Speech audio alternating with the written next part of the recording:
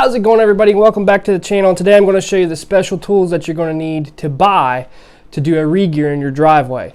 Now, a lot of this stuff can be rented from, your parts store, and a lot of this stuff is going to probably be a one-time buy. Back when I bought most of this stuff, it was, about $100.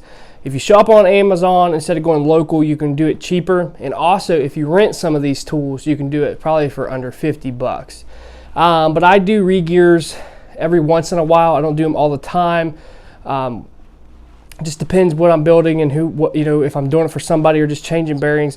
These tools are good to have around if you have a garage, because you never know when you might need it. So today, that's what we're going to be talking about, what you're going to need to buy to re-gear your Jeep, whether it's a Cherokee, a Grand Cherokee, a JK. It doesn't matter. You're going to need these tools regardless. So this is something to think about when you go and buy a re-gear kit and try to do it yourself. It's not something you can do in your backyard without these tools. So let's get right into the video and take a look at these tools.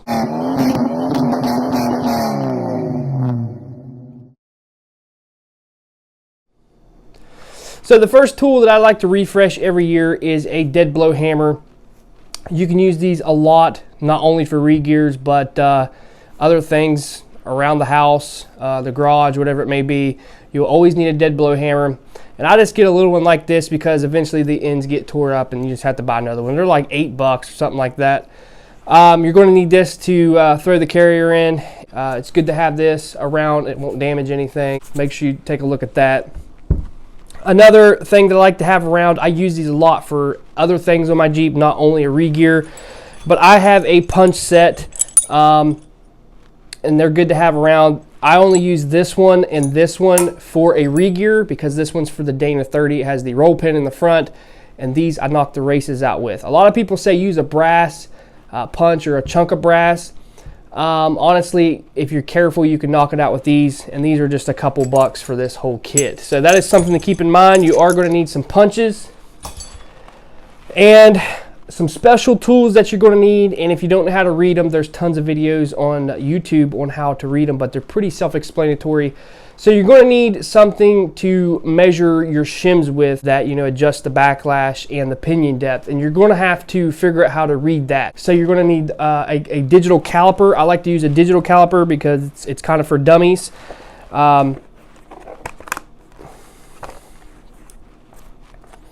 So this is what your caliper looks like, digital. And it has a 0, and you can zero it out.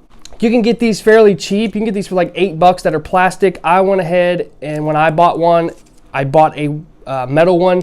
That's a little bit more durable because I use this for other things also. So you don't have to get an expensive one, but if you're going to use it a lot, I do recommend a nice metal one over the plastic ones, but you don't have to have that. Now, another thing is you're going to need a dial indicator. This will help you set your backlash, how much backlash you have, and you're going to have this. There ain't no hearing it by ear or moving it by hand and say, oh yeah, we're there. You're going to need this. This will set on the ring gear, and you can see how much backlash you have. So basically, this setup right here is like $30. You can get the dial, and then you can get the magnet base. You can get the ones with the vice grips on the bottom. They work, but I like the one with the magnet.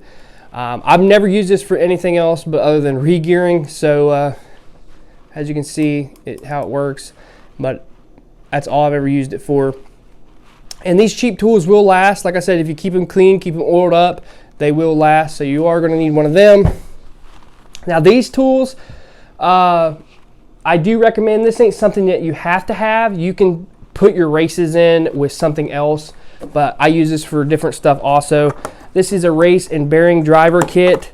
It's a nice kit.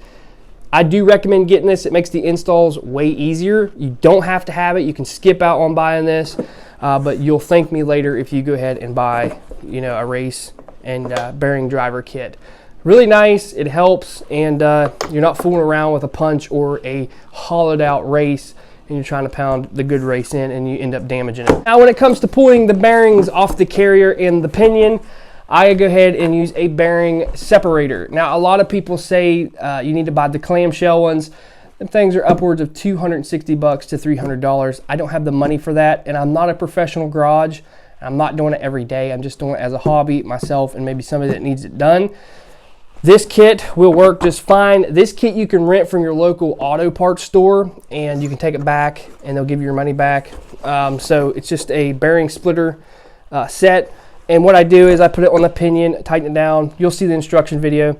And another tool that I use with this, a lot of people will get this set and say it won't work, and they put a lot of pressure on it and they strip stuff out.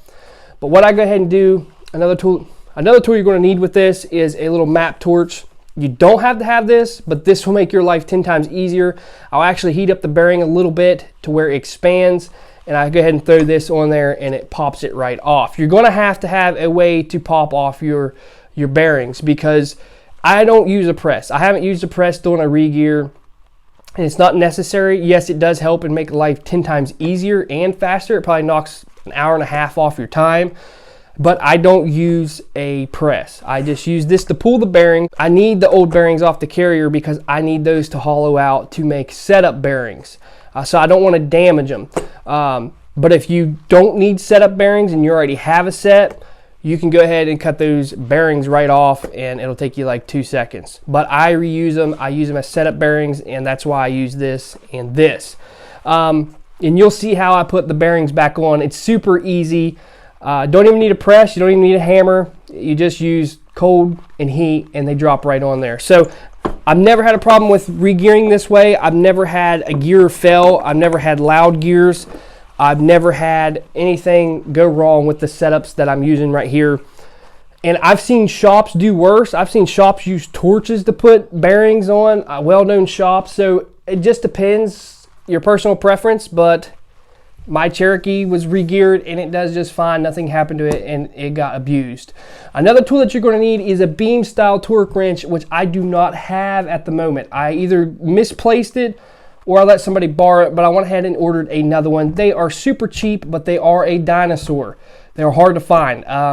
You have to get on Amazon. I had to go to Napa in my area. They're the only place that carried it.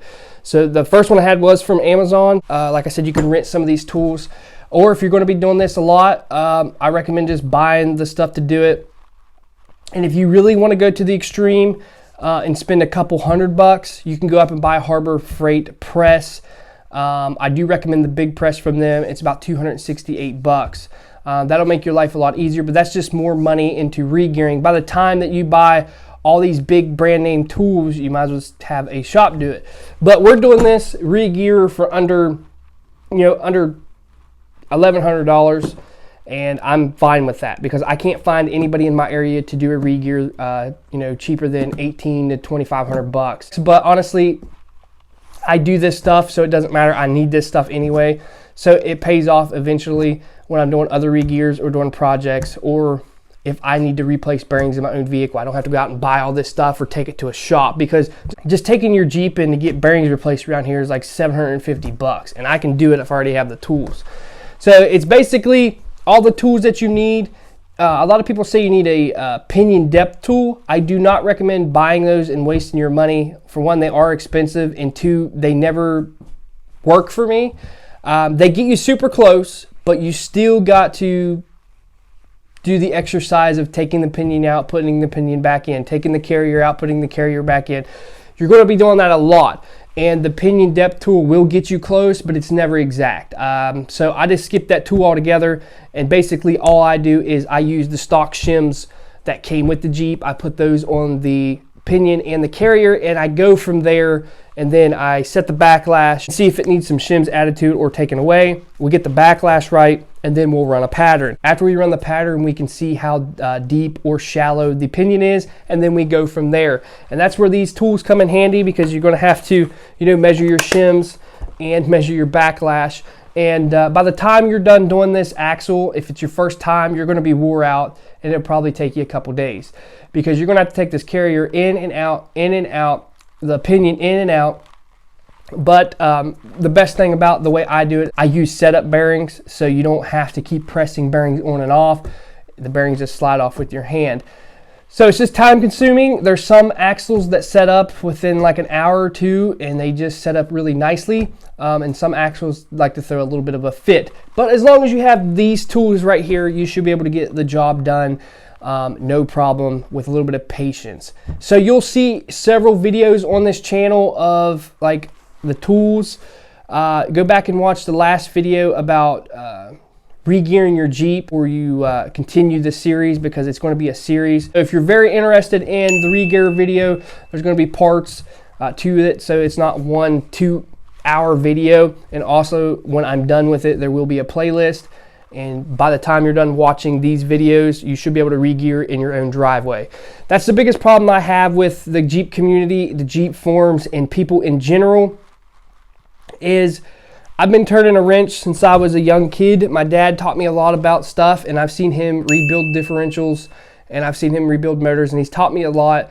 And if you can, you know, work your way around a Jeep, you should be able to regear a vehicle. It just takes patience, and it goes by thousands, and it's not that hard, and it's not that complicated. So don't let people scare you out of trying it, because it's not that hard. People get scared that they can't do it, and they'll have to take it to a shop and they'll spend double money. You can do it, honestly, but there's not a whole lot of good videos out there to give you encouragement. They always scare you and say, I'll take it to a professional and this and that. Honestly, half of the professionals I know started out the way I did, and they just did it. They had to do it because they didn't have the money to have it done. And honestly, I don't have the cash to throw around to have a regear done.